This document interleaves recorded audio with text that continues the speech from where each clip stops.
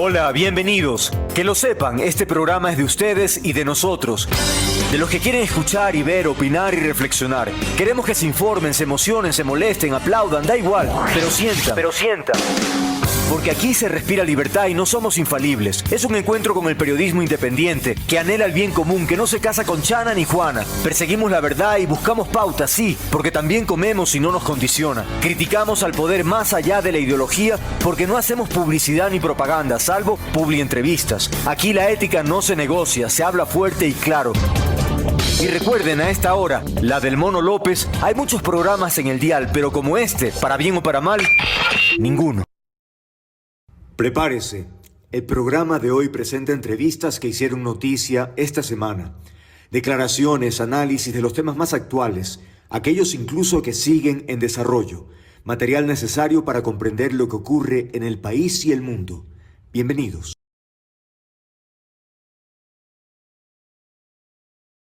18:12, continuamos nuestra agenda informativa, amigas, amigos. Damos la bienvenida, por favor que pase nuestro siguiente invitado. Se trata de Pablo Dávila, experto en contratación pública.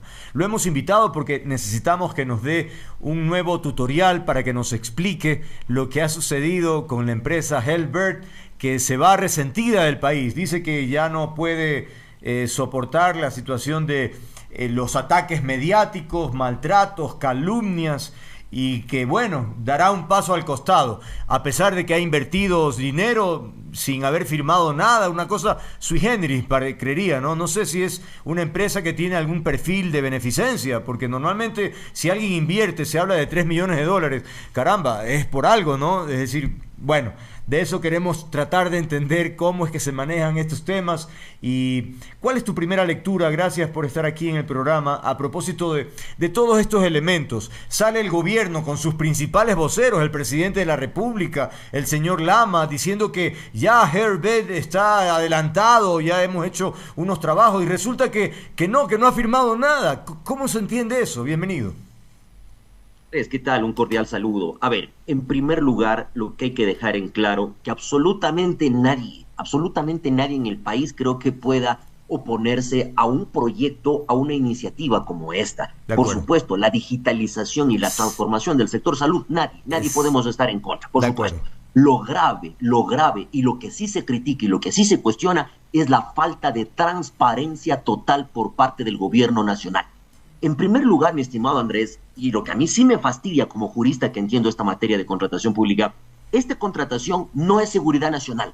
Por lo tanto, ¿por qué se lo maneja con tanto secretismo, con tanto hermetismo, y el gobierno se pone molesto y dicen que van a investigar y van a sancionar por poco a los que han filtrado la información? ¿Por qué? Pues un ratito, ¿qué pasa? Pues, si es que esto fuera seguridad nacional, con todo respeto, ningún periodista del Ecuador tiene acceso a nada, porque obviamente es seguridad nacional. Claro. Pero esta contratación de la empresa Helbert, con el objetivo de transformar, de digitalizar la seguridad social del IES, perfecto, o sea, el proyecto es perfecto, pero esto no es seguridad nacional. Por lo tanto, CNT no tiene, y el IES no tienen por qué actuar con hermetismo, y toda la información tiene que ser a la luz pública. Y gran pretexto, claro, y el problema central de toda esta situación es el ejercicio mediocre de la política del país. Y claro, los novoístas, ahí está la situación, por hacer en silencio la situación, saltan los correístas, cogen, denuncian esto, se arma el escándalo y el país seguimos fregados y la situación de la salud es terrible. Si este rato usted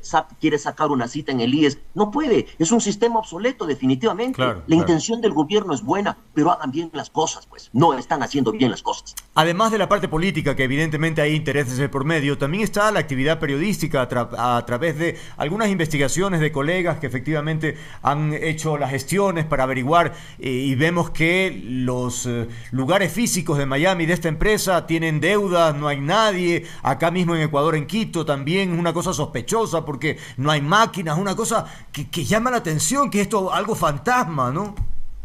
Exacto, por eso mismo, pues, que CNT, que el IES, justamente, que salgan a dar la cara, pues, si esto es información pública y es un tema de interés nacional. Y claro, de la información que existe, la escasa información que existe, no se ha firmado ningún contrato con esta empresa Helbert, no se ha pagado un solo centavo, por suerte. Esto yo me acuerdo esto parece que está exactamente, se repite la película con el escándalo de las mascarillas del IES en pandemia en el 2020. Por suerte no se firmó ningún contrato y por suerte no se perfeccionó el delito de peculado. Sí. Había un sobreprecio evidente en las mascarillas del IES, pero por suerte no se firmó el contrato. Acá parece que está la misma situación, se repite la película. Lo que se ha aceptado, por lo menos, es que ha habido una suerte de alianza con la Corporación Nacional de Telecomunicaciones que se suscribió en este año y para el desarrollo de esta aplicación tecnológica. Abro comillas. ¿Para qué? Como una herramienta no solo para el agendamiento de citas, sino para la toma de signos vitales mediante el escaneo facial, trazabilidad, qué sé yo. Entonces, la pregunta es, para una alianza no se firma nada, es algo verbal. El acuerdo comercial justamente que ellos tenían es con cero costo, por supuesto, eso no es contratación pública, era simplemente para el levantamiento de información, pero el objetivo era llegar a suscribir un contrato de 37.7 millones de dólares para ya ejecutar los trabajos. Pero aquí, Andrés, y aquí sí quiero advertir al país claramente, y aquí sí doy mi aporte jurídico en esta situación, a ver, ¿quién iba a ser el contratista? Pues CNT como empresa pública, querían disfrazar un contrato entre instituciones públicas. Un ratito, eso no está permitido. La ley orgánica del Sistema Nacional de Contratación Pública, en el artículo 38, dice claramente que las empresas públicas que participen como proveedores en la modalidad de contratación interadministrativa, es decir, entre instituciones públicas, detallada en el inciso anterior, no pueden participar en cualquier forma asociativa como consorcio o asociación o a través del mecanismo previsto en el artículo 35 y 36 de la Ley de Empresas Públicas. La contratación interadministrativa no será utilizada como mecanismo de evasión de los procedimientos previstos en esta ley o como mecanismo de intermediación. Por lo que, si se detecta estas anomalías, se presumirá la evasión o intermediación y se aplicarán las sanciones que correspondan. Esto ya pasó antes de pandemia aquí con el peculado, justamente en Quito, con la construcción de las calles de aquí de Quito, pues. Entonces, eso, ¿cómo puede ser posible? Entonces, quieren utilizarle a CNT como empresa pública para esconder a una empresa privada, Helbert, extranjera privada. Eso no se puede. En contratación pública, si las empresas públicas quieren vender al Estado, que lo hagan, pero que tengan la capacidad productiva la empresa pública. No podemos permitir que las empresas privadas se escondan a través de las empresas públicas para vender al Estado. Eso es delito de peculado. Ahora, se podría interpretar entonces que la empresa había adelantado las conversaciones y tenía la certeza de que efectivamente iba a ocurrir este tema. Entonces dijo, bueno, voy a invertir 3 millones de dólares porque dijo que es sin costo para la entidad que recibe el producto. Es decir, yo invierto para hacer una investigación porque sé que voy a tener el contrato por 37 millones de dólares. ¿Eso es correcto? No, en contratación pública no es viable eso. No es viable. No es viable eso. En este caso, si invirtió los 3 millones o invirtió más o invirtió menos, salado, o sea, ya fue a su riesgo, lamentablemente. Pero justamente eso es ilegal desde todo punto de vista. No puede ser posible. Entonces, yo invierto los 3 millones de dólares y con eso le condiciono a usted a que me dé el contrato a mí. No, pues eso es pero peculado desde todo punto de vista. Claro, es un amarre, ¿no? Porque parece que hay ahí amistad entre varios de los funcionarios del gobierno. Bueno, el señor Lama ya no está, pero parecería, que había un acercamiento y por eso dijeron, bueno, vamos a hacer esto. ¿Qué pasa ahora con todo esto? Es decir, la empresa ya dice que se va y ahora... Sí. Bueno, yo creo que el país, por suerte, hago un llamado a la calma al país. Si es que es verdad justamente lo que afirma la empresa Helbert, la Contraloría General del Estado tiene que investigar esta situación y tiene que rendir cuentas al país. Insisto, esto no es seguridad nacional, por favor. Todo esto es público y todo esto tiene que conocerse y salir a la luz pública por tranquilidad del país. Por suerte no se ha firmado un contrato, no se ha pagado un solo centavo de recursos públicos y algo que lamentablemente hay que decir las cosas de frente al país, mi estimado Andrés. El país ya estamos hartos de que nos traten de ver la cara de pendejos. El presidente de la República, Daniel Noboa, miente. Es un mentiroso, porque él en varias ocasiones ya ha indicado que sí, que ya están trabajando, que hay varios contratos con la empresa Helbert. ¿Dónde están los contratos? Pues si el propio director del Cercopus, que es su mano derecha y de extrema confianza del propio presidente mentiroso Daniel Noboa, justamente dice pues que no hay un solo contrato y que por eso el Cercop no ha fiscalizado nada. ¿Y cómo puede ser posible que el presidente de la República en varias cadenas, en medios de comunicación diga que la empresa Helbert ya está ejecutando trabajos? ¿Y dónde están los contratos? Pues que transparenten, pues no hay transparencia en las contrataciones de este gobierno del presidente Noboa. No hay transparencia. Y claro, como el CERCOP obedece, digamos, la línea, por lo tanto, evidentemente hay mucha reserva. También hemos intentado en este espacio tener una versión oficial y efectivamente no dan información. No es posible tener una entrevista con alguien que nos explique el lado del gobierno. Hay un secretismo, una reserva que evidentemente da lugar a una serie de conjeturas, porque puede uno pensar cualquier cosa, pero los hechos finalmente lo van demostrando, ¿no? Por supuesto que sí, no hay transparencia. Insisto, si esto fuera seguridad nacional, ningún periodista y nadie tiene acceso a nada. Pero esto no es seguridad nacional por simple lógica, por favor. Toda esta información debería manejarse. Incluso las propias reformas a la ley orgánica del sistema de contratación pública ya habla, pues yo puse estas reformas del concepto de gobierno abierto, esta de la contratación pública abierta. Toda esta información debe transparentarse y salir a la luz pública y la gente debe estar enterada de todo lo que está pasando en estas cosas. Ahora, la empresa ha dicho, bueno, que se va del país, dice, después de haber generado empleo, capacitar y entrenar a personal hospitalario y técnico ecuatoriano que trabajó 24/7 por el desarrollo de este nuevo sistema. Tomamos la decisión de retirarnos con decepción y con un sinsabor por el maltrato que hemos recibido. Maltrato es investigar, no entiendo esa parte. No hay ningún contrato que les ate. Si ellos quieren irse del país, tienen su libertad para irse, por supuesto que sí, no hay un contrato que les ate. Hicieron un trabajo, invirtieron alguna cantidad de recursos económicos, recursos humanos, etcétera. Pero insisto, si no había ningún contrato, pues no pueden esperar una retribución con recursos públicos. Maltrato como tal, claro, es que ellos tal vez estaban aspirando a coger el contrato de los 37 millones de dólares. Claro. Y no solo eso, en sus cuentas, en sus páginas se jactaban de un contrato de 150 millones de dólares a largo plazo, obviamente, a cinco años, y a la final creo que ya no les resultó la situación. Entonces, por supuesto que obviamente invertir 3 millones de dólares para coger un contrato de 150 millones de dólares, por supuesto, ¿quién no lo haría? Costo-beneficio, hay que sembrar para cosechar, pero no son así las cosas en contratación pública. Y ahora, para un contrato de ese monto, lo ideal o lo legal o lo pertinente debió haber sido un concurso abierto para que el mejor postor gane. Aquí parecería que había ya un direccionamiento, ¿no? Sin duda, y lo sospechoso, el presidente de la República, ya desde el año 2024, finales del 2024, en algunas entrevistas en medios de comunicación, él ya nombró a la empresa Helbert y sin que exista ningún contrato como tal. Entonces, claro, aquí hay que pedirle al presidente de la República también, pues, que rinda cuentas al país, por qué en tales entrevistas, en tales medios de comunicación, él afirmó, palabras del presidente de la República, él afirmó que la empresa Helbert ya está ejecutando trabajos de modernización de la salud. Insisto, nadie se opone, jamás yo me opondría a la digitalización total, no solo de la salud, sino de la administración pública de manera total, porque la burocracia de este país es terrible, pero lamentablemente la forma en la que lo hacen.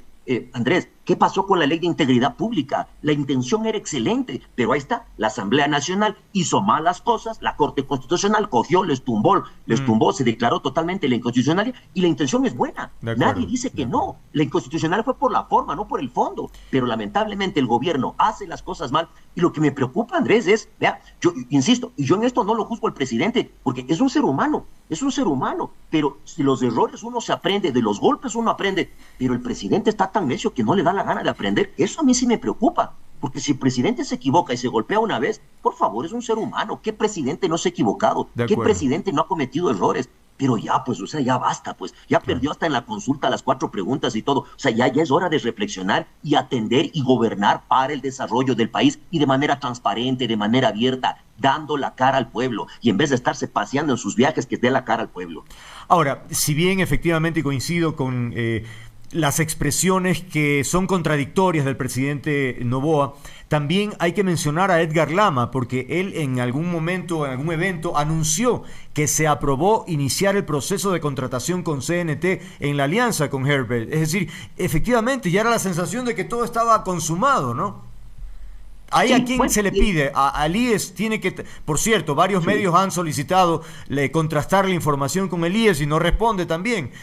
Esa es la complicación, ¿no? Sí. Hay cosas muy sospechosas, hay cosas muy tránsfugas en toda esta situación, pero en todo caso, insisto, y para llamar a la calma al país, aquí lo que cuenta a la final son los resultados, son los hechos como tal. Si efectivamente no se firmó un contrato, genial, bien por el país. Si no se ha soltado un centavo de recursos públicos, bien por el país. Las afirmaciones del presidente solamente quedarán en la mentira. Y esperemos que sea una simple mentira del presidente de la República, dando gracias a Dios. Sí, por suerte no se soltaron recursos públicos, mejor por el, y De por el bien acuerdo. del país. Oiga, Pablo, y entonces si no hay recursos públicos de por medio, ¿Contraloría debe o no debe iniciar de oficio una investigación? Sí, tienen que generar Igual. investigación. Por último, si bien es cierto, no van a haber responsabilidades civiles ni Ujú. penales. ¿Por qué? Porque no hay perjuicio económico al Estado. Claro. El Estado no pagó un centavo. Y Ujú. el peculado tampoco existe porque no se materializó ningún contrato. De acuerdo. Pero sí responsabilidades administrativas, porque vea, todos los funcionarios públicos que trabajaron para ejecutar esto, eso también es tiempo. Pues cuantifiquemos cuánto cuesta los sueldos de la gente que trabajó para generar todos estos trámites y todas estas cosas. Entonces, claro, responsabilidades administrativas, por supuesto que sí. Penal, insisto, se detuvo el delito, por suerte, y mejor que se lo detenga el delito. Ujú. Bien, Pablo, muchísimas gracias. Muy interesante y valoro además la frontalidad. Creo que de eso necesitamos en el país, decir las cosas por su nombre y no andar con irse por las ramas, ¿no? Porque efectivamente anhelamos que regrese, por ejemplo, el presidente y empiece a gobernar desde territorio, digamos, ¿no? Porque finalmente no nos enteramos tampoco de mucho de lo que hace en estos viajes, por ejemplo. Pablo Dávila, experto en contratación pública. Nuevamente, muchas gracias. Que tengas una buena noche. Andrés, siempre a las órdenes. Igualmente.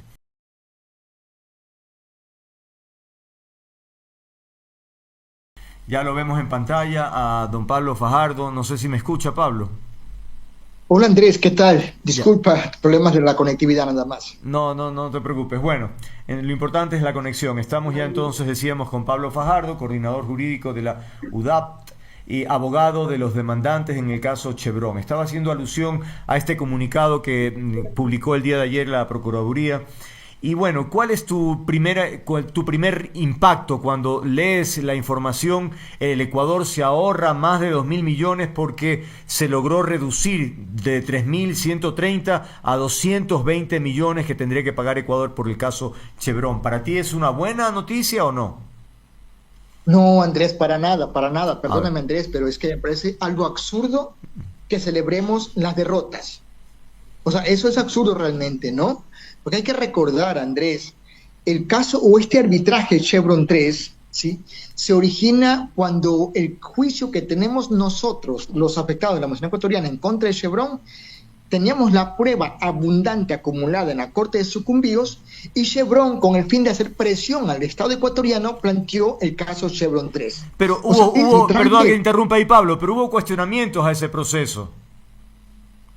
por supuesto que sí, porque primero se aplicó digamos, el Tratado de Inversiones con Estados Unidos de forma retroactiva, lo cual es sin precedentes. Segundo, es una forma de la empresa Chevron de buscar la forma de inmiscuir al gobierno ecuatoriano en un proceso del cual no es parte. Hay que recordar, Andrés, para ese laudo arbitral hay tres documentos importantes, fundamentales, que usan los árbitros para condenar al país. Y también tienen claro por qué condenan al país en ese arbitraje. El primer documento importante es el contrato entre Ecuador y Estados Unidos, vale, me dijiste exacto, perdón, del 4 de mayo del 95.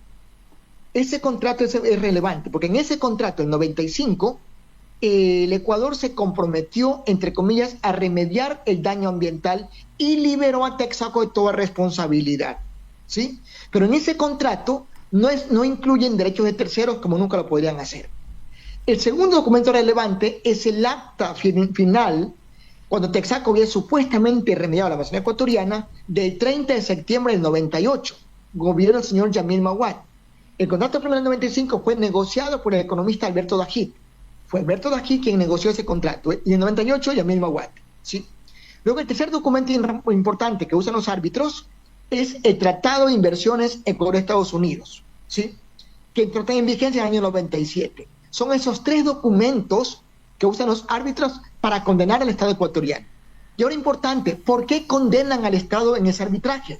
Lo condenan porque el Estado ecuatoriano o el gobierno ecuatoriano permitió que los jueces de Ecuador procesen o sustancien el juicio que planteamos los afectados en contra de la empresa Chevron Corporation ante Texaco. Es eso de por qué condenan al país. Porque bajo la teoría de Chevron no querían que bajo ningún contexto haya el juicio aquí en Ecuador. Pero ¿Se estableció o no? No sé si estoy confundido con qué parte del proceso, pero entiendo que se estableció una suerte de fraude procesal. Por lo tanto, se desestimó lo ocurrido en Sucumbíos. No, eso es falso, Andrés. Es una interpretación errónea, perdóname que lo diga así, porque es lo que Chevron ha querido posesionar en estos años directamente aquí. Pero aquí la cuestión no es esta. Escúchame, Andrés, por favor. ¿Pero qué pasó con el juicio? Es decir, no prosperó porque se determinó ese fraude, pues. ¿O no? No, tremendamente falso, Andrés. A ver. La sentencia nuestra que tenemos vigente es plenamente ejecutable y está buscando forma que se ejecute. El laudo arbitral del 30 de agosto del 2018 y el de ahora el 17 de noviembre del 2025 no afectan la validez jurídica de nuestra sentencia. Nuestra sentencia es plenamente vigente y es plenamente ejecutable. Tanto así que estamos ejecutándola que tuvo que el gobierno de Ecuador, el señor Íñigo Salvador, recurrir a las Cortes de Canadá para abogar por Chevron. Y es plenamente ejecutable. O sea, eso es falso que las sentencias se han anulado. No, eso es mentira. Ok. Ahora bien, lo cierto es que la reacción de la Chevron es, bueno, no sé, tal vez la que se hubiese esperado. Dice que van a presentar una acción para impedir que Ecuador pague esos 220 millones de dólares a la petrolera. Nosotros vamos a hacer eso. O sea, como UDAP, nosotros vamos a presentar un recurso, ya hemos presentado un recurso de embargo en la Corte de Sucumbíos para que se embargue ese crédito y en vez de que el Estado lo pague a Chevron, lo pague aquí en las provincias de Sucumbíos para empezar a reparar el daño causado por Chevron. Y es que es importante, Andrés, esto, porque miren, claro. Es que Chevron... Te escucho, por favor. No, está bien, ahí me queda más claro. Es decir, en este momento lo que se va a hacer es que ustedes van a interponer una acción. Efectivamente así es. O sea, nosotros presentamos, ya se me ha presentado, pero lo haremos otra vez mañana, el día de mañana justamente, presentamos un requerimiento a la Corte de Sucumbíos para que se embargue ese crédito. Chevron nos debe a nosotros 9.500 millones de dólares. Hoy el Estado le debería 220 millones a Chevron. Pero lo que hacemos es que el juez de Sucumbíos ordene ese embargo y esos 220 millones, en vez de que vengan al bolsillo de Chevron, venga a la Amazonía y empecemos a reparar el daño de Chevron. Me parece interesante. ¿Y eso de qué dependería? Es decir, la justicia tendría que pronunciarse. Por supuesto. El presidente de la Corte de Sucumbíos, que es el juez de ejecución de esta causa, tiene que pronunciarse con nuestro pedido de embargo. ¿Sí? Tiene que, o sea, no veo forma que diga que no lo acepta, porque ya lo aceptó antes también, ya tienen que aceptarlo, notificar inmediatamente a la Procuraduría del Estado ecuatoriano y al Ministerio de Economía y Finanzas para que no se pague esa plata, se la retenga hasta que tengamos el mecanismo necesario adecuado y ese recurso venga a la Amazonía. Ahora, una cosa es, digo yo, que Ecuador le pague a Chevron esos 220, porque bueno, es una decisión internacional y qué sé yo, hay que cumplir con Chevron, pero si esos 220 van para las comunidades indígenas, capaz que empiezan a darle largas, ya te vamos a dar, te daremos 20 por aquí, 50, y esto es, me explico, no sé si se puede garantizar de la misma forma el pago inmediato o oportuno. Mira, Andrés, aquí el primer reto que tenemos desde la UDAP, la Unión de Afectados por Texaco, es impedir que nuestros recursos económicos vayan al bolsillo de Chevron. O sea, entendamos, Andrés y amigos y amigas que nos escuchan, ya Chevron tuvo una ganancia neta en la Amazonía de más de 30.000 millones de dólares por sus operaciones acá extrayendo petróleo. Contaminó la Amazonía, causó la muerte de mucha gente, extinción de pueblos indígenas. Le seguimos un juicio, le ganamos el juicio y tenemos que pagarle ahora. O sea, eso es improcedente, eso es injusto. Entonces, evidentemente, por eso decimos, vamos a luchar. El primer reto es que el Estado no le pague a Chevron. Si tiene voluntad de pagarlo, que lo pague en la Amazonía. ¿Sí? Segundo, buscaremos el mecanismo necesario para que el Estado cumpla con su obligación acá, por supuesto. Y aquí hay que decirlo, mire Andrés, en el debate presidencial del mes de marzo del 25, segunda vuelta electoral, el señor Noboa dijo que hay que pagarle 2.000 millones a Chevron. Dijo eso. Hace unos 2 meses atrás, en la provincia de La Suaya, en Cuenca, en el caso Quinzacocha, afirmó que hay que pagarle 800 millones a Chevron. En el documento oficial del Ministerio de Economía y Finanzas del 25 de agosto de 2025, el Estado estaba reservando 3.000 millones para pagarle a Chevron directamente ahí. Es decir, estaban diciendo cifras sin conocer de fondo qué es lo que pasaba directamente ahí. Ahora hay el laudo final, definitivo, que cuantifica eso, y lo cuantifica en 220 millones y un poco más directamente allí. Esa es la cifra que tendría que pagar el Estado ecuatoriano. Lo que quiero decir de fondo es, aparentemente hay una voluntad expresa del presidente Noboa, de su gobierno, de pagarle a Chevron, entre comillas, urgentemente, ¿sí? Entonces, esa misma urgencia que tiene, queremos que la haga ahora con la Amazonía una vez que se embargue ese crédito. Ahora, ¿qué hubieses esperado de Procuraduría? Decía que el comunicado que publicó el día de ayer da como un logro histórico para el país, un éxito para las gestiones de la Procuraduría. ¿Tú qué hubieses esperado en función? Estamos hablando del abogado del Estado ecuatoriano, ¿no? Entonces, ¿de él qué se hubiese esperado desde tu punto de vista? Mire, Andrés, realmente digo, o sea, para mí es lamentable que nuestra Procuraduría celebre las derrotas. O sea, eso es triste, ¿sí? Y hay que decirlo, mire, Chevron ya cobró en el 2015-16 112 millones al Estado ecuatoriano. Este arbitraje le cuesta más de 50 millones a la defensa técnica del Estado ecuatoriano. Ahora hay que pagarle otros 220 millones más. Son más o menos 400 millones que se lleva Chevron. O sea, celebrar eso es para mí inaudito en ese caso, ¿no?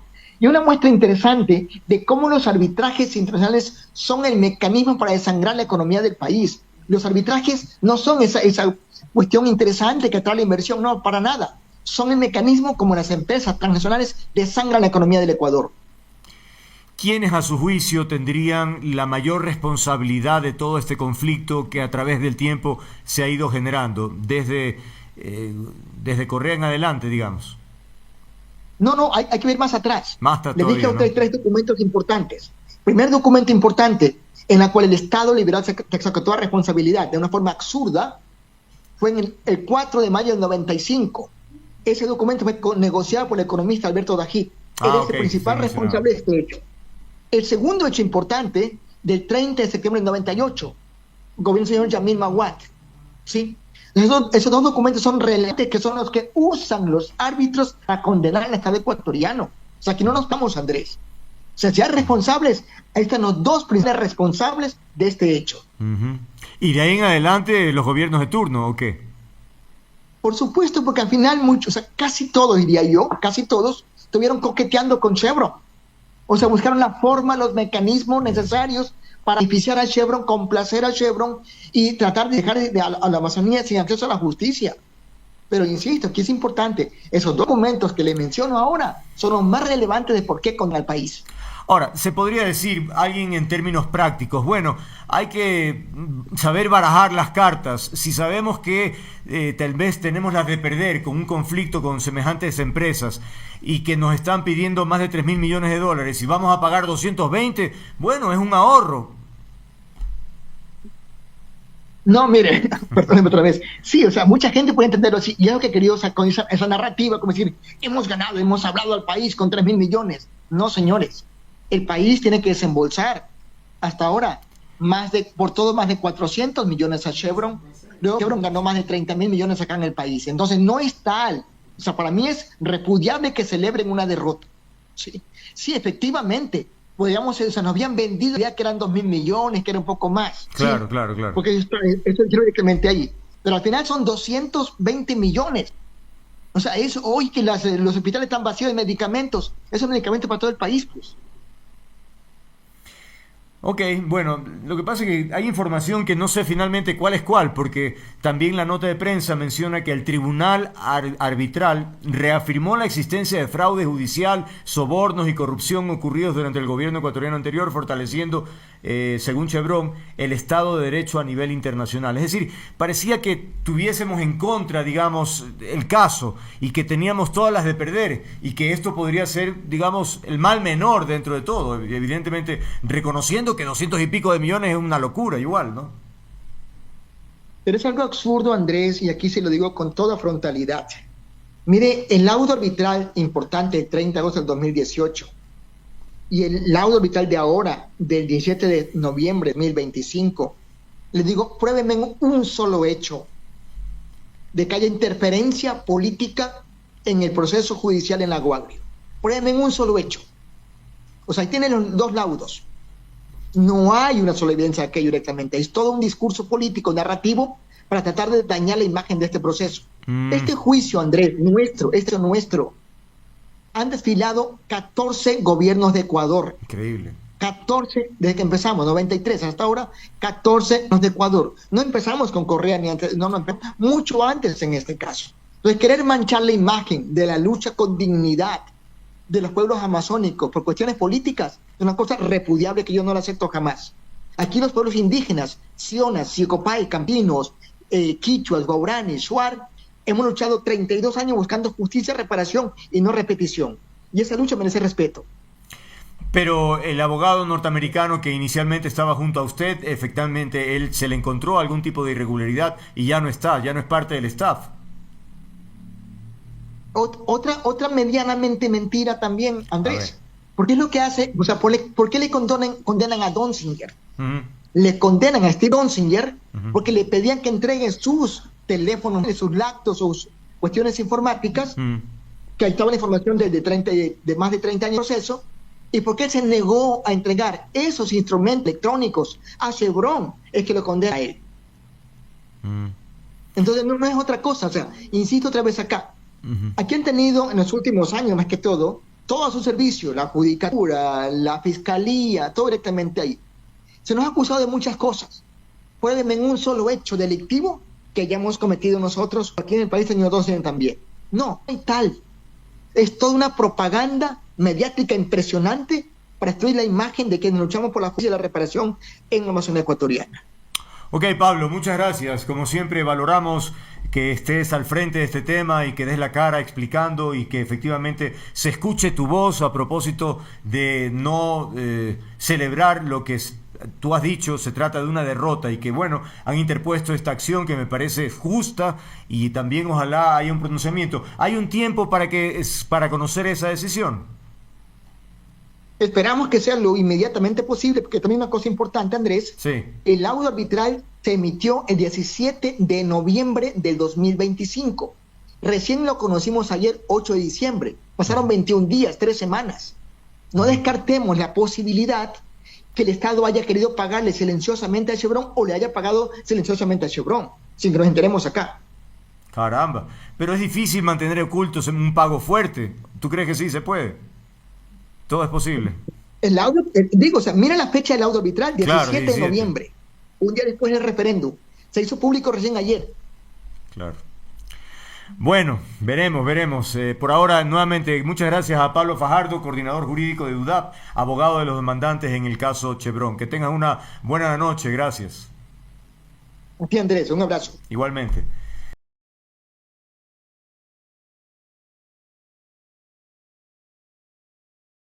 Bueno, por ahora empecemos nuestra agenda, damos la bienvenida 17 con 17 minutos a nuestro primer invitado, se trata del abogado David Mesa, defensor del expresidente Lenín Moreno.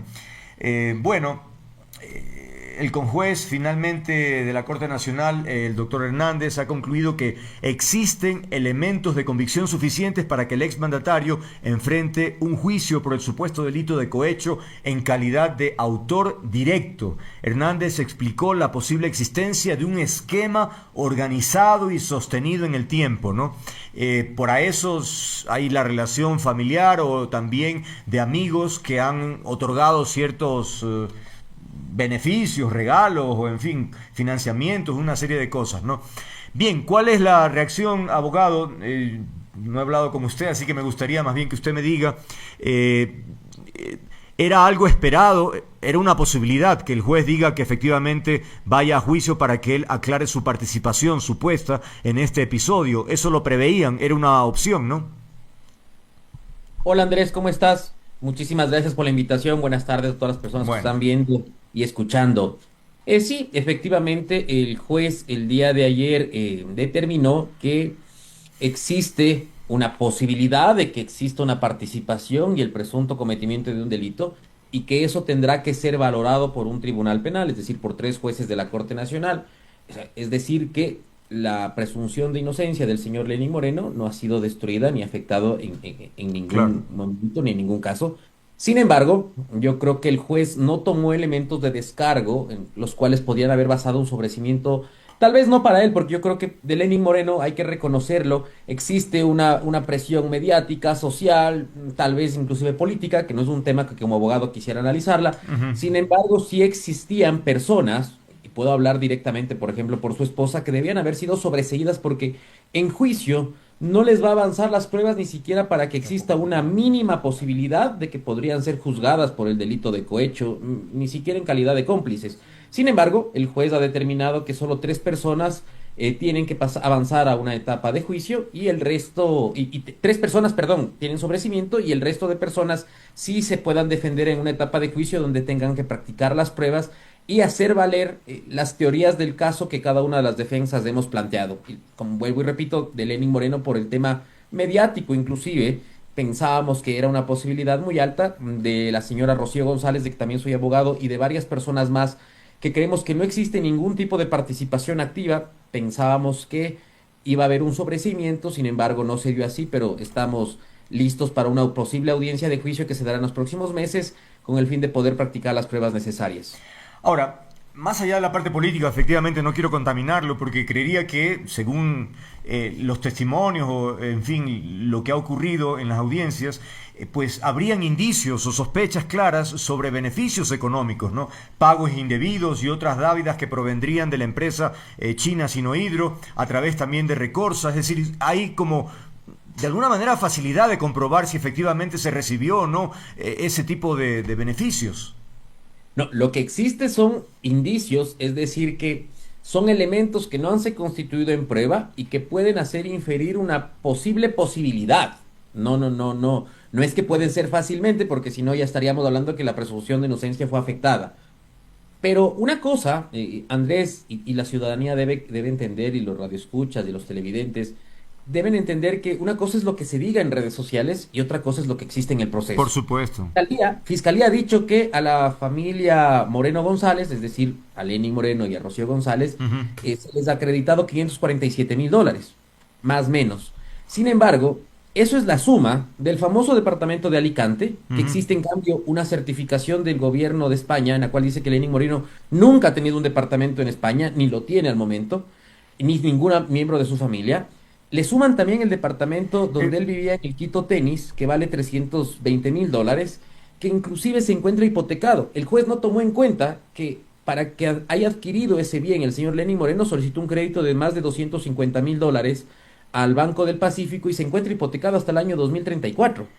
ok, permítame interrumpirlo para Una cosa, le esclarecer. digo, es la posición que dice Fiscalía y que ha encontrado rutas del dinero, pero otra es lo que efectivamente consta dentro del proceso. Ok, pero a ver, esclarezcame el tema inicial del departamento en España, porque ¿qué quiere decir? Que no existió, pero sí, caramba, no habían evidencias de que efectivamente existía. El departamento en España existe, le pertenece al señor Javier Macías Carmiñani y Ok, a la señora María Auxiliadora Patiño.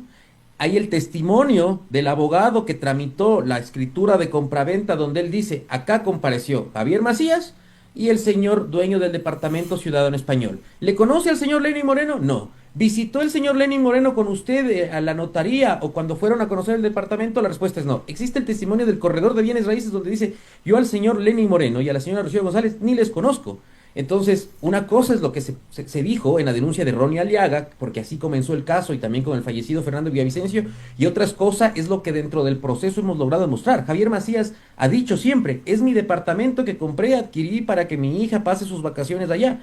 Y hasta objetivamente nosotros demostramos, y hay una versión de la hija de María Auxiliadora Patiño y Javier Macías donde dice, ese departamento no podría haber sido nunca de Lenin Moreno porque no tiene ascensores y solo tiene acceso al cuarto piso mediante gradas.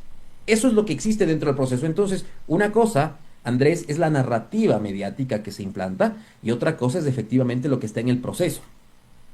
Por eso ok, me refería, el departamento existe, pero no se ha podido demostrar que le perteneció a Lenin Moreno o que él alguna vez lo usó, ni claro, siquiera bueno. para de vacaciones y demás. Claro, claro. Pero uno puede como inversión comprar algo y tenerlo ahí para poder alquilarlo. No necesitas tener físicamente que ir ni presentarte. Pero bueno, eso es parte del proceso que se ADN. Claro, Ahora, pero Andrés, pero como inversión deberían haber demostrado, por ejemplo, que si estuvo arrendado, los réditos del arriendo llegaron a algún ok, familiar de Lenin Moreno o a Lenin Moreno directamente, ok. con lo cual tampoco existe. Ok, ok.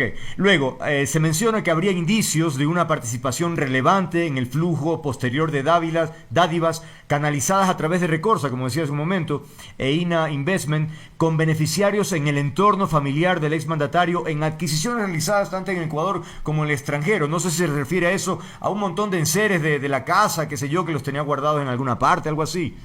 Ya, les voy a contar. Aquí existen tres elementos. Departamento de España, Ujú. Departamento del Quito Tenis, que es un departamento hipotecado con deuda todavía al Banco del Pacífico, y existe los famosos muebles de Suiza, ¿no es cierto? Que dicen que cuando Lenin Moreno fue a Suiza, Javier Macías le compró los muebles de la casa. Pero una vez revisando, ¿no es cierto? Desde el día que llegó a Suiza el señor Lenin Moreno, y cuando fue realizada esta compra, existe un periodo entre 3 meses hasta 3 meses y medio aproximadamente.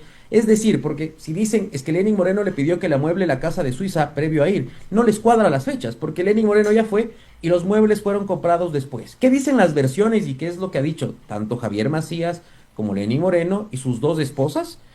Tanto la esposa de Javier Macías como la esposa de Lenin Moreno han manifestado, las cuatro personas, que sí existe una amistad manifiesta de hace muchos años, desde los años 60, entre las dos familias, que cuando visitaron Suiza, acudieron a una especie de mercado de pulgas de muy alto nivel de lujo y adquirieron muebles por alrededor de 21.000 euros, que le solicitaron al señor Lenin Moreno si los pueden embodegar en el departamento que él adquirió en la ciudad de Suiza. Lenin Moreno aceptó.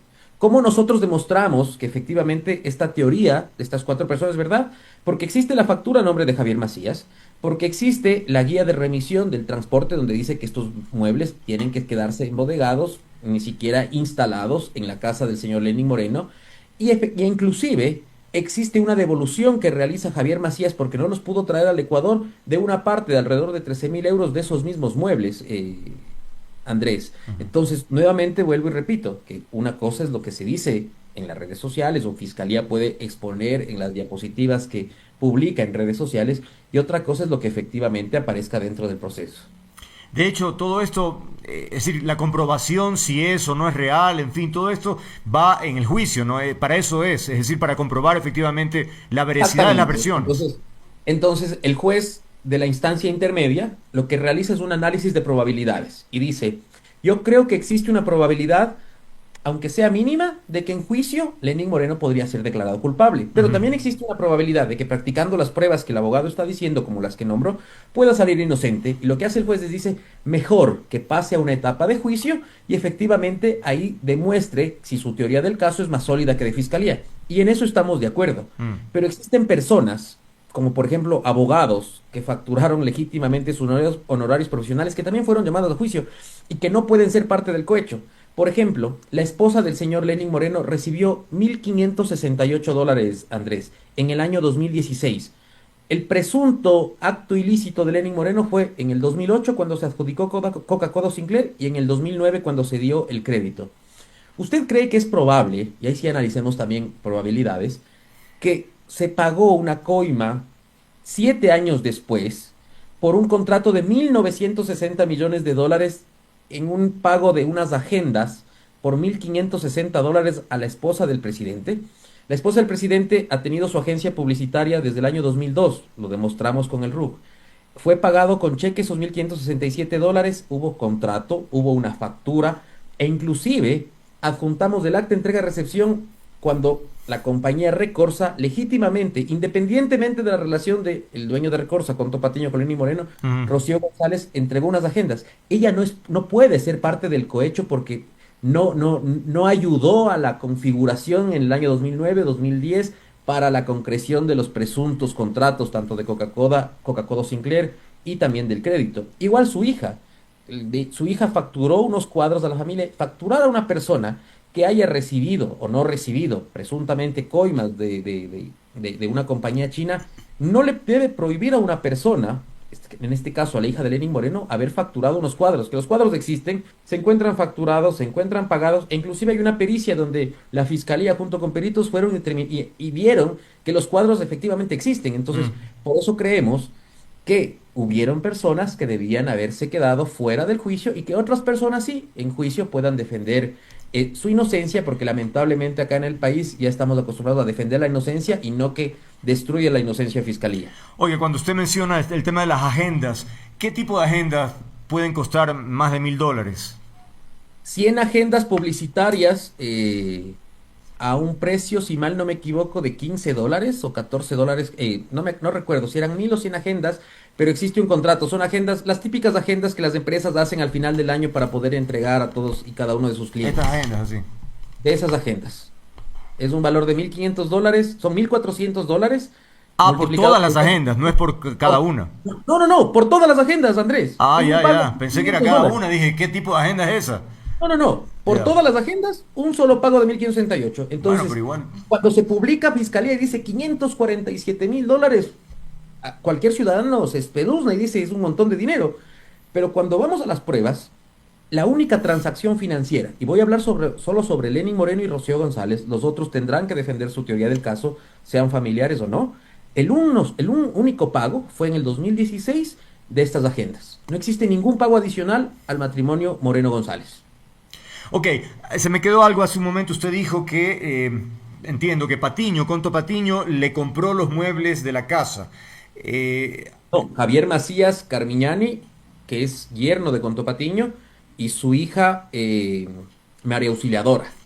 Lo que se dijo en la denuncia es que le compraron los muebles a Lenin. Lo que nosotros hemos afirmado y hemos corroborado con documentos es que hubo una compra de Macías Patiño, de este matrimonio, y se lo encargaron a Lenin Moreno por un tiempo y después inclusive lo retiraron. O sea, pero los muebles no eran para los Moreno.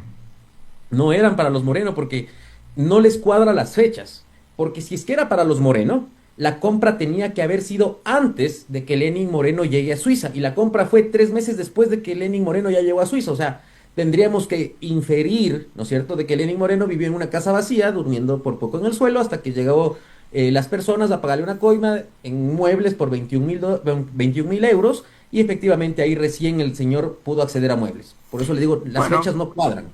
también se podría argumentar que durante 3 meses estuvieron con muebles que no eran cómodos, que no tenían buena calidad y que querían cambiarlos también. En fin, ahí son cosas que se puede especular, digamos, ¿no? Sí, se puede especular, pero como usted sabe, y tantos años que conozco de tu carrera periodística, sabes que en materia penal, sobre todo lo que se afirma tiene que ser corroborado, Ah, o sea, por con supuesto. documentos, con versiones.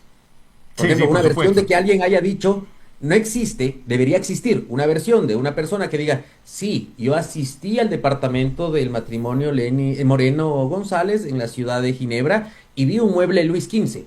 Y cuando voy a la factura, veo que había un mueble Luis XV de color celeste y demás. Entonces, ahí yo puedo inferir. Mm. Son los muebles que Javier Macías compró porque es del mismo Luis XV que vi en la factura y lo vi en el departamento. Eso no existe. Y si no existe, no puede ser probado. Ok, Y en el tribunal tienen que probarse lo que se afirma. ¿por qué no viene el expresidente al Ecuador? A ver, yo hice unas declaraciones antes de la resolución, fue cuando terminó la audiencia preparatoria oratoria de juicio, que si es, ¿por qué? Porque el doctor Toainga, el ex fiscal general subrogante, solicitó que se deje sin efecto las presentaciones en Paraguay. Y yo conversé con mi cliente, el señor Lenin Moreno, y manifestó que si es que esa es la disposición, él vuelve al país. El día de ayer, el doctor Olavo Hernández dijo que debido al tema de la mayoría de edad, debido a la discapacidad y debido a las actividades económicas que mantiene Lenin Moreno en Paraguay, que se siga permitiendo presentarse en la Embajada de Paraguay cada mes y su esposa sí regresa al país cada 4 meses. Eso capaz la ciudadanía no conoce. Cada 4 meses Rocío González viene, firma en la Corte Nacional y se regresa para poder estar bajo el cuidado de Lenin. Lenin Moreno tiene su actividad económica en la ciudad de Paraguay, brinda servicios a algunas instituciones educativas, brindando conferencias, clases y demás, charlas. Entonces, el señor Lenin Moreno al juicio va a venir, cuando se determine esto, va a enfrentar la justicia porque no tiene nada que ocultar. Si el juez ordenaba que volvamos, estábamos nosotros listos para esa disposición, pero lo que sí aplaudimos, que por un principio monetario se lo dejó presentarse todavía en la ciudad de Paraguay, tomando en cuenta algo, Andrés, que este juicio no se suspende como el resto de tipos penales normales. Este juicio puede avanzar inclusive en ausencia de los procesados. Ujú. No, sí, me parece correcto lo que usted menciona, solo que en algunas ocasiones, en su momento incluso como presidente, Moreno me decía que refiriéndose a Correa, ¿no? Que por qué no viene, que el que tiene, cualquiera dice que es perseguido político y ahora Moreno alude lo mismo, que es perseguido político, o por qué no regresa para que enfrente la justicia. Bueno, también, efectivamente, que sea coherente con eso, ¿no? Al juicio estamos nosotros analizando la posibilidad de que venga y se presente a la audiencia de juicio, que Andrés será una audiencia que durará unos 40, 60 días, porque son más de 690.000 fojas que constan en ese expediente. 69.000 fojas del expediente. Son 690 cuerpos, cada uno de 100 hojas. Ahora, en todo este entramado, porque hay muchos elementos, tal vez no podría haber la posibilidad de que reconozca tal vez que el señor Moreno no fue muy acucioso en determinadas cosas y eso hace que se presuma algún tipo de participación. O usted, la defensa obviamente 100% inocente de todo, o no puede haber cometido algún error de buena fe, digamos. A ver, Andrés, en materia penal, los delitos tienen que calzar como un guante en la mano de una persona. Ok. Si tú acusas de cohecho a una persona, tiene que cumplirse específicamente lo que dice el tipo penal. Y el tipo penal del cohecho dice que el servidor público que en ejercicio de sus funciones. Entonces, lo primero que tenemos que preguntarnos es que Lenin Moreno, en el año 2008 y 2009, donde presuntamente sucedieron estos hechos, ¿tenía sus funciones adjudicar Coca-Cola Sinclair? La respuesta es no. ¿Tenía en sus funciones adjudicar o no, destrabar, como utilizó la palabra la fiscal general del Estado en su momento, la doctora Diana Salazar, el contrato del crédito del Eximbank? La respuesta es no, porque acuérdese, Andrés, quien fue ministro de sectores estratégicos en el año 2009 fue Jorge Glass. Ujú. Inclusive, quien suscribe el contrato del Eximbank, del crédito de 1.900 millones de dólares con el banco chino, es el ministro Rivera, que fue el ministro de la época de Rafael Correa. Entonces, para que se configure un cohecho, primero el funcionario público tiene que tener sus funciones. Yo creo, y lo hablo a título personal, tal vez fue un error del presidente Moreno haber mencionado que él le dijo al embajador chino que cambie, modifique las condiciones del crédito para que Coca-Cola Sinclair pueda ser construido. Pero eso no se configura un cohecho por ese tema, porque no es un acto dentro de sus funciones. Las funciones de Lenín Moreno por decreto presidencial eran manejar el tema social, Claro. recuerdes en la misión Manuel Espejo, pero él, por más de que hubiese querido, no podía hacer. Y algo más, y que es un dato que tal vez no conocen ni la prensa, ni la ciudadanía. La empresa Sinohidro, con participación de Lenín Moreno, con participación de cualquier funcionario público, siempre iba a ganar. ¿Sabe por qué? Porque cuando lanzaron el concurso público en el año 2008, ¿sabe cuántas ofertas recibió el Estado ecuatoriano? Una sola oferta. Y esa oferta fue de la compañía Sinohidro. Es decir, con la anuencia de Lenín Moreno, que presuntamente ha agilitado todo esto, o sin la anuencia de cualquier funcionario público, Sinohidro siempre iba a ganar, porque fue la única empresa que presentó una oferta bajo las condiciones que no la hizo Lenín Moreno, ni la hizo Rafael Correa, ni la hizo Jorge Glass, sino un comité de la compañía Coca-Cola Sinclair que sacó efectivamente para poder contratar una empresa que presente 85% de financiamiento y que la contraparte ponga el Estado ecuatoriano.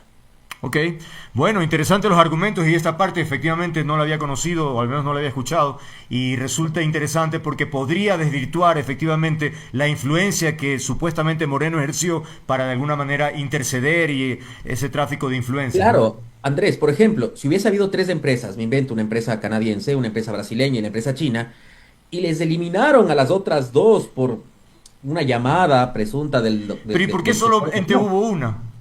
Te digo, sí, tal vez existió alguna mano ahí para que gane Sinohidro, porque tenía que ganar Sinohidro, pero hubo una sola oferta. ¿Y por qué solo una? Eso también resulta raro, pues, para un proyecto de esa naturaleza. Porque el financiamiento que esta mega obra se determinó por los técnicos, los que crearon el proyecto, es decir, el Ministerio de Sectores Estratégicos, liderado por Jorge Glass, era un financiamiento de más de 1.800 millones de dólares. Entonces, no cualquier empresa en el mundo ni cualquier gobierno podía haber financiado ese tipo de obras. Sinohidro es una compañía con capital inclusive estatal chino, que dijo, sí, yo puedo poner ese 85% y efectivamente fue la única que presentó la oferta. Pero le digo, pero desvirtúa totalmente, ¿no? Si es que ya solo es una. Porque con o sin injerencia, ganaba. Listo, muchas gracias por ahora. Ha sido el abogado David Mesa, abogado del expresidente Lenín Moreno y también de su familia, en este caso de Sinohydro. Vamos a ver cómo continúan las diligencias en torno al juicio. Nuevamente gracias, estaremos en contacto más adelante. Gracias, Andrés, siempre a las órdenes. Cuídese mucho. A usted, gracias. 17:39, tiempo de pausa, ya venimos.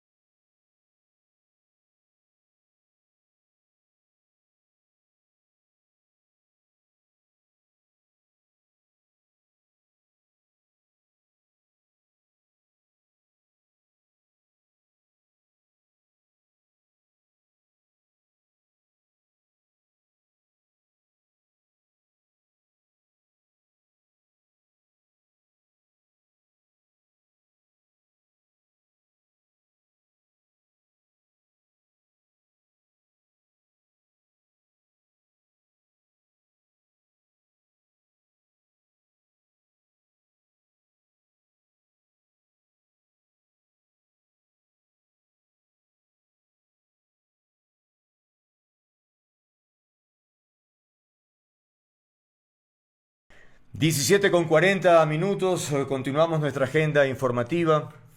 No sé si nuestros invitados ya están para que pasen. Están calibrando, me dicen las cámaras, para poder iniciar esta conversación.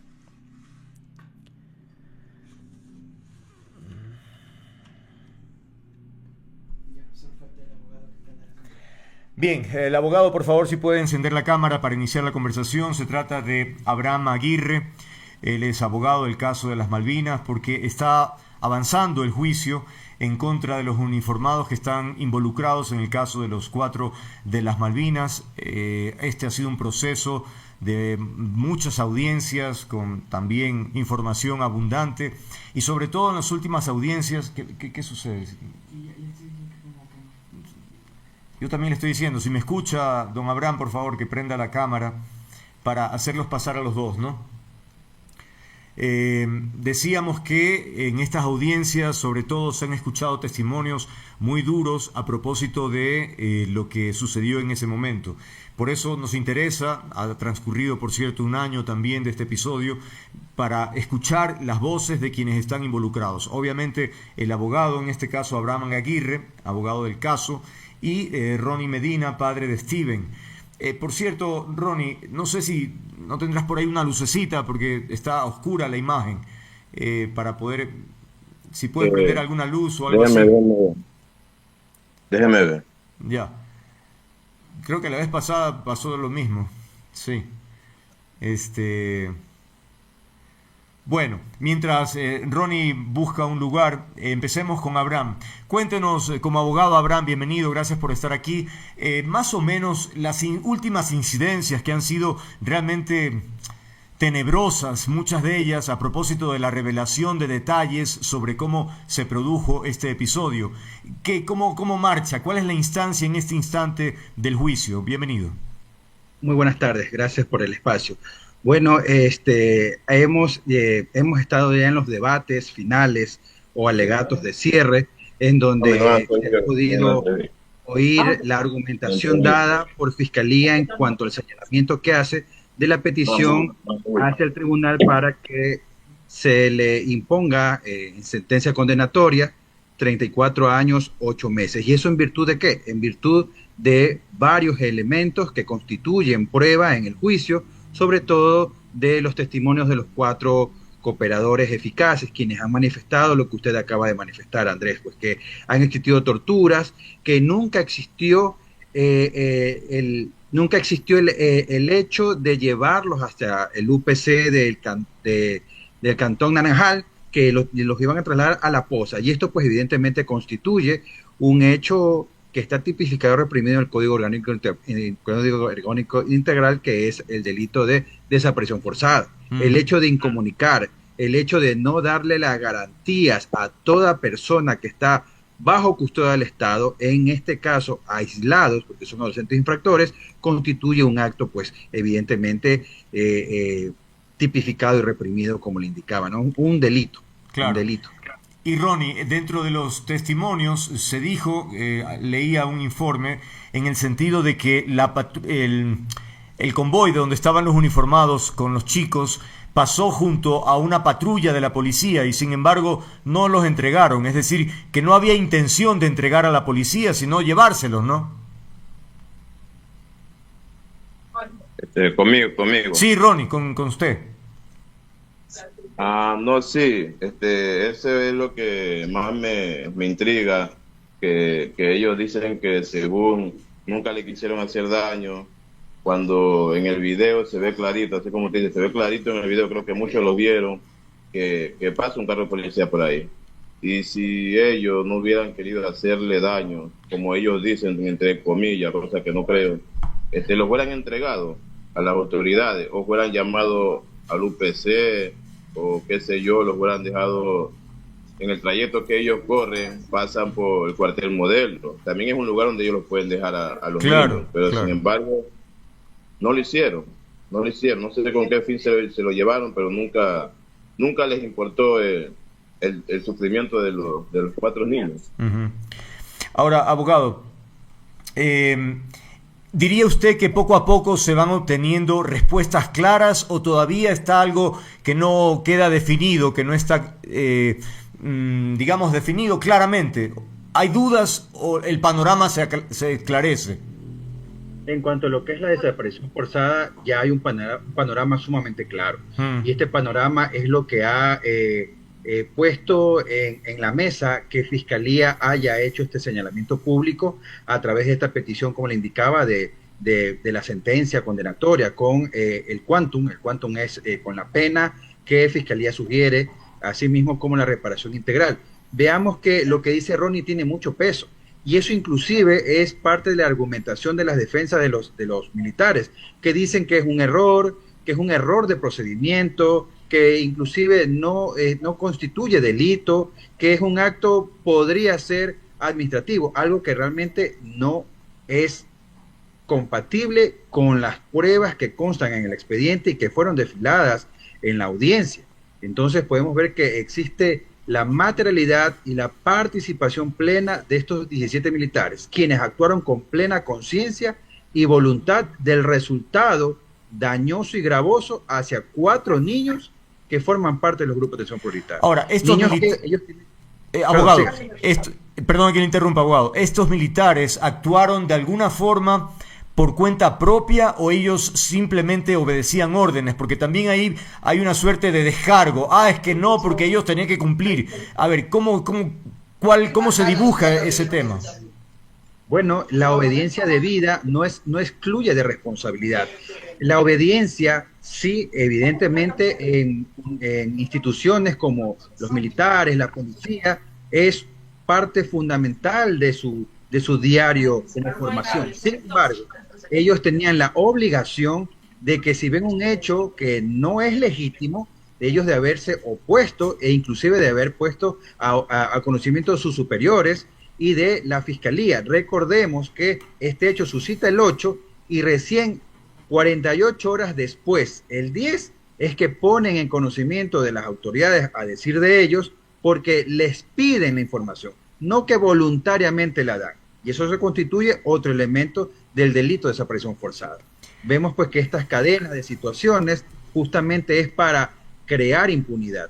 Y es lo que los hemos señalado tanto con Fiscalía como la acusación particular en copatrocinio con la Defensoría Pública.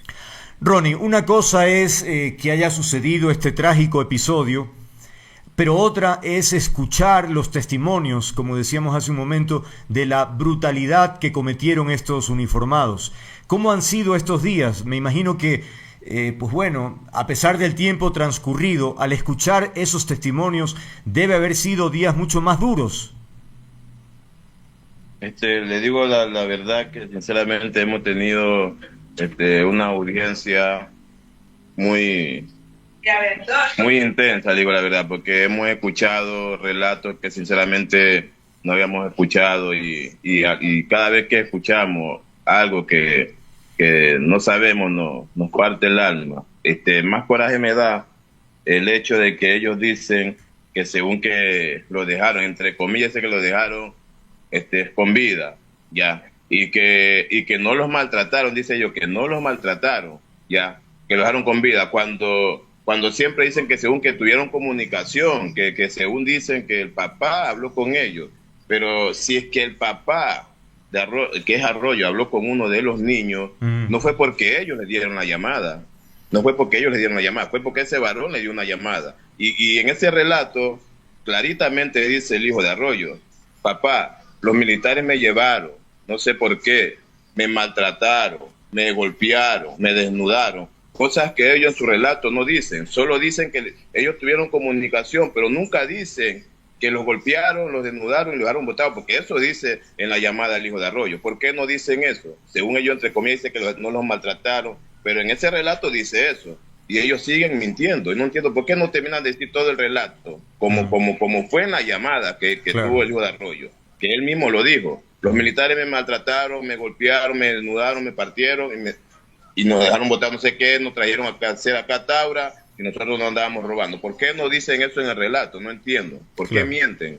Ok, ahora, abogado, efectivamente cuando esto recién ocurrió hubo un espíritu de cuerpo entre Fuerzas Armadas, ¿no? E incluso inventaron algunas teorías, el propio ministro de Defensa, ¿no? Yo me pregunto, ¿hay que considerar la posibilidad de escalar en responsabilidades? Porque se pide desde hace mucho tiempo, por ejemplo, que renuncie el ministro de Defensa, que bajo su mando ha sucedido esta masacre. Existe un habeas corpus presentado y la audiencia fue celebrada el 24 de diciembre del año anterior. En este proceso constitucional justamente lo que se busca es la responsabilidad de las carteras de Estado. En este caso específico, el Ministerio de Defensa y el Comando Conjunto. Claro. Si bien es cierto que en primer nivel se dio con lugar la misma, pero la ministra de aquel entonces del Interior, Mónica Palencia, presenta un recurso de apelación. Entonces vemos que desde ese momento y mucho tiempo antes inclusive de este recurso de apelación, el gobierno nunca quiso ayudar, nunca quiso colaborar, nunca quiso darle facilidades a la familia de los 4 niños de las Malvinas, y más bien seguían con esta línea argumentativa de ofender y amenazar. Recordemos también que Lofredo, como ministro de Defensa, hizo una rueda de prensa en cumplimiento justamente de esta sentencia de habeas corpus, en donde más que disculpas públicas, se constituyó en un acto intimidatorio. Total. O sea, imagínense, en una sociedad democratizada y constitucionalizada como la nuestra, no se puede permitir aquello. Es una velada intención de impunidad de quienes tienen la obligación de garantizar que niños, niñas, adolescentes y toda la sociedad en su conjunto tengamos seguridad. Y más bien, ¿qué plantean ellos? No, que los derechos humanos son prodelincuentes. Le digo algo, mi estimado Andrés, soy abogado en libre ejercicio. Hasta la vez yo puedo observar que una norma en la Constitución o en el Código Orgánico Integral Penal diga que es exclusivamente para delincuentes, es para todas y todos. En Ecuador vivimos una sociedad donde el sistema penal, que si bien es cierto es acusatorio, es inquisitivo en la esencia. Cualquier persona, bajo cualquier circunstancia, estamos sometidos a un injusto proceso penal. Claro. Y justamente esas garantías que ofrecen es para que las personas no vayan a una prisión preventiva. Y eso es lo que no se entiende. Los derechos humanos justamente no son contrarios a la defensa o que se garantice el derecho de seguridad ciudadana. Es la práctica o los conceptos securitistas o de militarización es lo que estamos en contra. Y mire, al igual que Ronnie, él está sufriendo las consecuencias de una errática política pública de seguridad. Ahora, sí, te recordamos incluso que Lofredo trató de desprestigiar a los chicos, ¿no? Dijo que eran delincuentes, que lamentaba el tema, pero que había esos indicios. O sea, de verdad, de una irresponsabilidad, de ligereza a lanzar una versión para tratar de desprestigiar, insisto, a los pequeños. Ahora, Ronnie, un elemento importante en todo el proceso ha sido la investigación de los teléfonos celulares, ¿no? En ese sentido, dentro de las audiencias se leyó un texto que decía: le dimos durísimo, es decir, que queda en evidencia, es que no hay duda, ¿no?, de lo que ocurrió. Y en ese sentido, esperarías consecuencias, es decir, que la justicia actúe en función de lo que de esos 34 años que se están pidiendo, ¿no? Claro, le digo la verdad, yo como ser humano que soy, no soy mala persona, tampoco le deseo la muerte a esos varones, pero lo que el fiscal le está pidiendo, la sentencia que le está pidiendo, de mi parte, que se la den, porque sinceramente son personas, para mí son personas que no tienen corazón, son personas que quizá no piensan que tienen hijos, tienen hermanos, tienen mamá, no, son personas que no le importa nada, a ellos no les interesó causarle el daño que le hicieron a nuestros hijos. Imagínense, ese subteniente que fue el más cruel con mi hijo, con el más pequeño, que me lo cogió, me le metió como de 20 a 30 correazos a un muchachito de 11 años. Imagínense usted, ¿qué corazón puede tener una persona de esa? ¿Qué corazón, dígame usted? Entonces, se merece que le caiga todo el peso de la ley, porque sin embargo, los otros vieron el daño que le estaban haciendo a nuestros hijos, y sin embargo ninguno dieron información. Si nosotros nos enteramos nosotros de una vez, nosotros nos enteramos, vamos a poner la denuncia, pero nosotros no nos enteramos porque ellos le dieron una llamada o dijeron, no, si nosotros no nos enteramos del hecho, ellos nunca fueran abierto la boca, o quizá si no hubiéramos tenido primeramente la ayuda de Dios, y la ayuda, que se lo agradezco de todo corazón y mucho al CDH, que sinceramente hasta ahorita ellos están con nosotros, y se lo agradezco de corazón. Yo no voy a tener con qué pagarle toda la ayuda que ellos nos han dado a nosotros, pero gracias a Dios y a ellos que han estado, y a todo el pueblo ecuatoriano que nos han estado apoyando, que siguen apoyando a nosotros, es que esto se está dando, no porque ellos están diciendo la verdad, no. Ellos están hablando a conveniencia de ellos, todos dicen el mismo relato, se ve que están mintiendo, ellos saben lo que hicieron, pero sin embargo no tienen los pantalones para aceptarlo. Ya, pero yo sé y tengo la fe, porque la fe nunca se pierde, y yo tengo la fe y la certeza que Papito Dios va a hacer justicia, y yo de mi parte lo que más deseo es que le caiga todo el peso de la ley a esos varones, porque se lo merecen, por el daño que nos hicieron se lo merecen. Yo coincido con usted, comparto su indignación, decir que esos uniformados son criminales, no hay otra palabra, creería, porque uno no entiende efectivamente que una persona que ha sido formada en las Fuerzas Armadas, que sabe cómo efectivamente agredir a una persona, finalmente tiene que saber defenderse, un militar, ¿no? Pero que actúe con tanta hazaña, con tanta crueldad con niños, es que de verdad no tiene justificación alguna. Y creo que si acaso la justicia llegase a tratar de ser evadida, pues el Ecuador entero tiene que ponerse en pie y reclamar, porque no puede quedar en la impunidad. Abogado, ¿qué viene a continuación? ¿Seguirán más audiencias? ¿Qué es lo que falta? Bueno, estamos en la recta final, estamos en la audiencia de juicio. Solamente faltan los alegatos finales para 6 militares procesados y acusados por Fiscalía, y entre estos 6 están los 4 cooperantes. Y hay algo importante de lo que inclusive dice Ronnie que hay que resaltar. Es hasta irónico que las defensas de los 17 militares de un héroe trastocan toda situación. Inclusive, mire, Andrés, uno de los 4 niños de la Malvinas quería ser militar. Caramba. Quería ser militar. Imagínense, quería ser militar, y uno de estos, entre comillas, héroes, lo expuso al peligro, no le ofreció garantías, no le ofreció la llamada, como dice Ronnie, que evidentemente es una garantía a toda persona, que está bajo control del Estado, sea policía, en este caso militar, y el héroe lo expuso al riesgo. Es algo inaudito. Ahora bien, Ronnie, digamos que la justicia actúa adecuadamente, se lo sentencia a los 38 años, qué sé yo. Hay también una indemnización para ustedes, como evidentemente tiene que ser, es lo más elemental que debe ocurrir. Ustedes deben sentirse, caramba, que se haga justicia en ese sentido. Pero también está otro elemento simbólico que me parece muy importante, no sé, quisiera tu opinión, esto de ponerle el nombre al puente de la avenida 25 de Julio en donde ocurrió la tragedia y cambiarle el nombre y que se llame el Puente de los Niños de las Malvinas. Primeramente, yo en dinero no pienso, porque sinceramente es algo que a mi hijo no me lo va a devolver y sinceramente en eso en mi mente no está. Yo lo único que quiero, después de todo el daño que me han hecho, yo sé que no va a ser algo que me quite este dolor, porque esto nadie me lo va a quitar nunca, es que esos varones paguen, porque y ahí si deciden ponerle el nombre al puente, bueno, eso ya es decisión del alcalde, ya no, ahí no puedo decir nada, pero en mi mente y en mi corazón está que es lo que más quiero, es justicia, nosotros lo que pedimos es justicia, queremos saber la verdad, porque a la final yo sé que el dinero es necesario, pero es algo que ahorita está y después no, ya eso va y viene. Yo soy de la persona que a mí me gusta trabajar, yo sé hacer mi dinero, y el dinero no me va a devolver el daño tan grande que me hicieron a mí estos varones.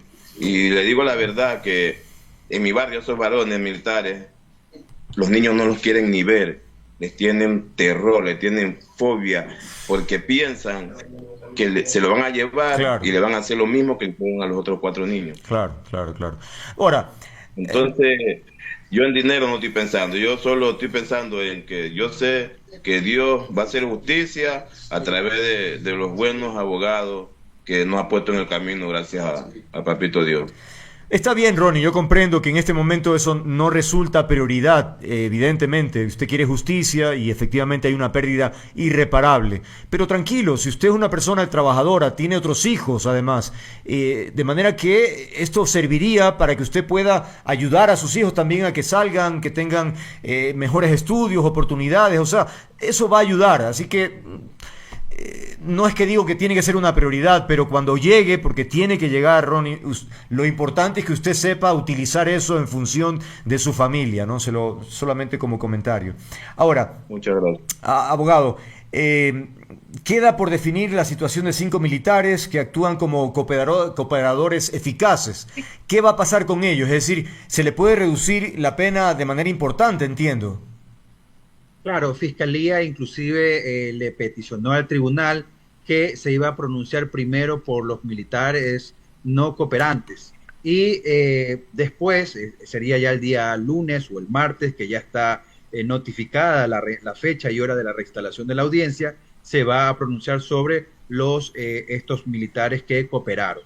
Entonces, muy probablemente, imaginemos de los 34 años, 8 meses que pide Fiscalía, se podría aplicar una rebaja en virtud del porcentaje que establece el mismo Código Orgánico Integral Penal, ¿no? Que podría ser el 10 o el 20%, eso pues ya queda a discrecionalidad, no solamente del fiscal, sino del tribunal, porque el tribunal tiene que, si bien es cierto que la Fiscalía es la titular del ejercicio de la acción penal pública, pero es el fiscal el que tiene que valorar esos elementos justamente para poder garantizar los derechos de la asistencia. Pero no más de 20%.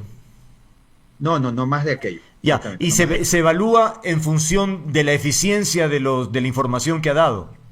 Correcto, porque la cooperación eficaz es información creíble, verificable, contrastable y que realmente dé una cooperación, como su nombre mismo lo indica, cooperación eficaz.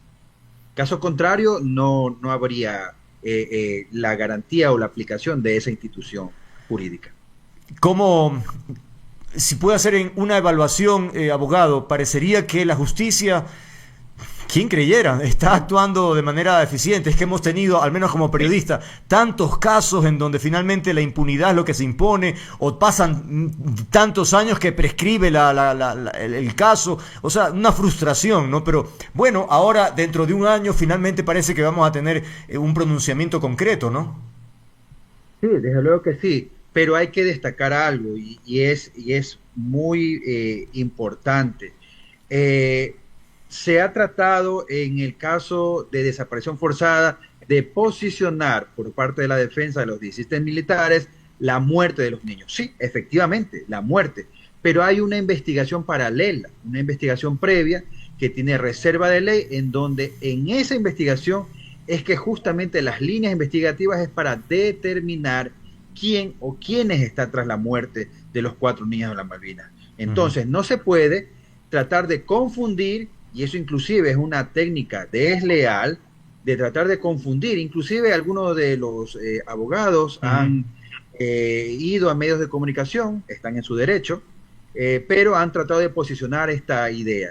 Si ellos tienen esta línea, porque inclusive dan hasta nombres, pues deben de comparecer al proceso que se investiga, la investigación previa, perdón, en Fiscalía, en la unidad en Quito, para que den esta información que ellos aducen tener y aportar, ¿no? Porque la justicia justamente es eso, es el acto de determinar en materia penal, determinar quién es el culpable o quién es el partícipe, perdón, responsable y por ende culpable de un acto contrañido con la ley. Comprendo. Pero no podemos muy ligeramente tratar de que en aras de la defensa decir o crear situaciones que no convergen dentro de una investigación que está por otro delito.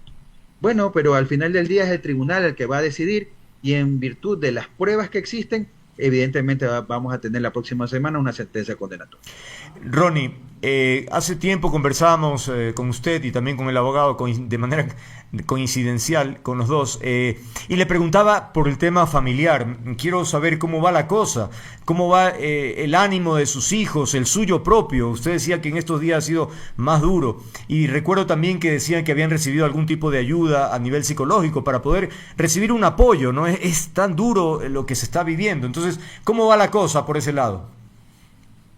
Digo la verdad que bien estamos, porque sinceramente Dios está con nosotros. Tenemos también el apoyo del CDH, porque para que ellos nos dan ánimo, ellos mismos nos están ayudando en lo psicológico.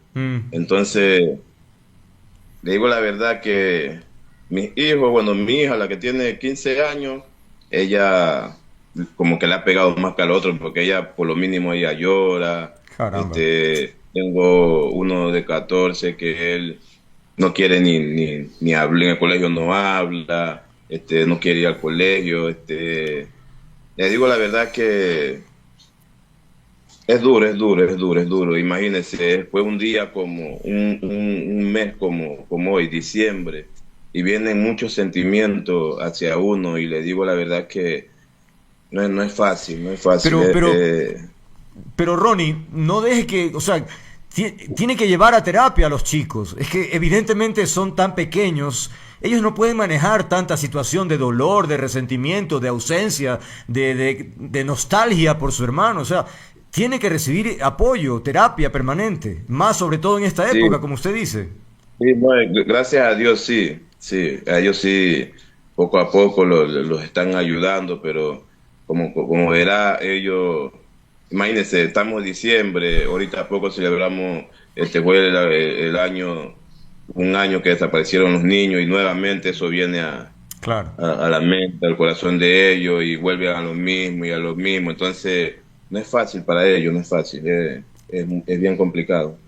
Bien, vamos a continuar con este tema, por supuesto. No podemos desmayar, al contrario, hay que presionar para que finalmente la justicia brille, que haya sanción para esos sujetos, porque no, seres humanos, la verdad, como que les queda poco, ¿no? O es una palabra muy grande para esas personas. En todo caso, y por cierto, estas velas que están aquí no es por Navidad, ¿no? Es por el respeto y el recuerdo a estos chicos, ¿no?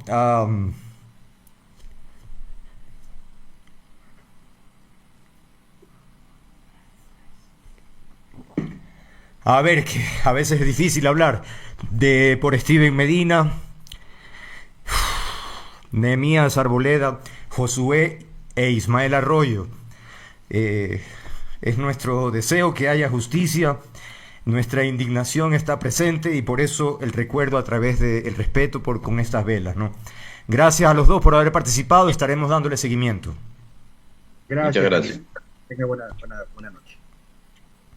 Bueno, amigas, amigos, es tiempo de despedir, 18:34.